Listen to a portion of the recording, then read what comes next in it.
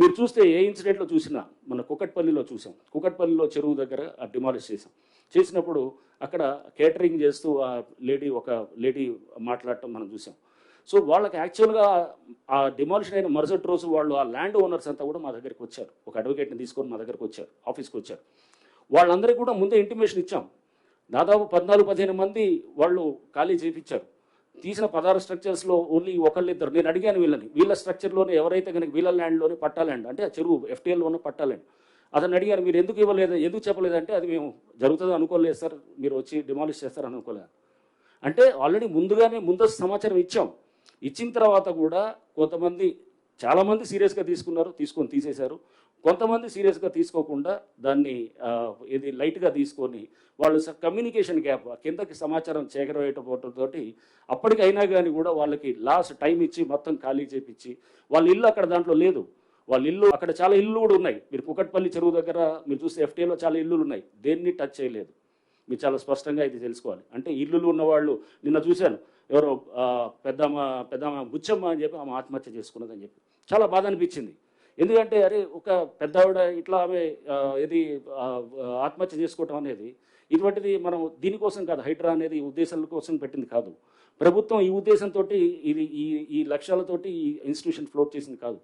ఈ బుచ్చమ్మ అనే ఈమె చేసుకోవడానికి కారణం అక్కడ ముగ్గురు ఆడపిల్లలు ఉన్నారు. ఇద్దరికేమో G+1 హౌసెస్ ఇచ్చారు, ఇంకొకరికి ఒక ఖాళీ ప్లాట్ ఇచ్చారు. ఇచ్చిన తర్వాత ఇవన్నీ కూడా బఫర్ జోన్లో వస్తాయి, వాటి జోలికి మేము వెళ్ళట్లేదు. కానీ ఎవరో అక్కడ ఏమంటారు మాట్లాడేవాళ్ళు ఆ భయాన్ని చూపిస్తూ ఆందోళన చూపిస్తూ హైడ్రా అనేది ఒక బూచిగా చూపించడం అనేది కూడా ఇదైంది. హైడ్రా అనేది ఒక బూచియో లేకపోతే ఒక ఇది ఇందాక చెప్తున్నట్టు ఒక గ్రేహౌన్స్ దాకా వెళ్ళి చేసేది కాదు. హైడ్రా అంటే ఒక భరోసా అనేది గుర్తుపెట్టుకోవాలి.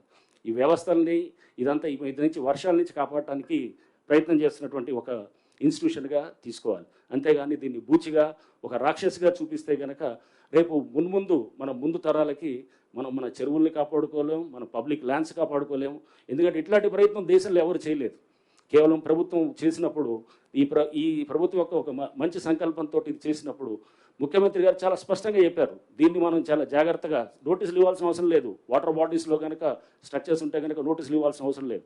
అయినా కానీ కూడా వాళ్ళకి ముందుగా చెప్పేసి వాళ్ళకి ముందుగా నోటీసులు ఇచ్చి వాళ్ళకి అందరికీ కూడా చాలా స్పష్టంగా క్లియర్గా చెప్తున్నాం, మీరు ఇదిగో ఇదని చెప్పి.